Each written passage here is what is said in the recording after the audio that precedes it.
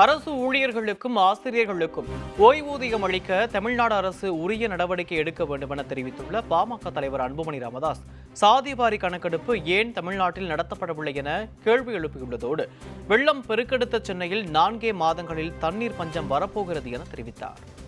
நாங்கள் ஆட்சிக்கு வந்தவுடன் அரசு ஊழியர்களுக்கும் ஆசிரியர்களுக்கும் பழைய ஓய்வூதிய திட்டத்தின்படி நாங்கள் அவர்கள் கொண்டு வருவோம் என்று சொன்னீர்கள். சொல்லி கிட்டத்தட்ட 3 ஆண்டுகள் ஆகிறது. அப்போ உங்களுக்கு ஒரு சின்ன நடவடிக்கை கூட எடுக்கலையா அதுல? அப்போ இது ஏமாற்று வேலை தானே. இது சம்பந்தமா இந்த ஜாக்டோ ஜியோ வர போராட்டம் பண்ண போறோம்னு சொல்லிட்டு இருக்காங்க. போராட்டம் பண்ணணும்.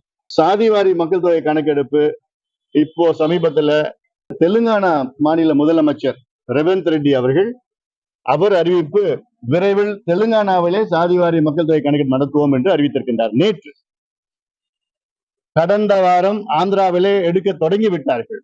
தமிழ்நாடு அரசு மட்டும் ஏன் தூங்கி கொண்டிருக்கிறது? வரும் காலம் மிக மோசமான காலமா இருக்கு. அது இல்லாம நீங்க சென்னையில பாரு, சென்னையில வெள்ளம் வந்தது இல்ல, சென்னையில நீங்க தண்ணி பிரச்சனை வரப்போகுது இன்னும் 4 மாசத்துல.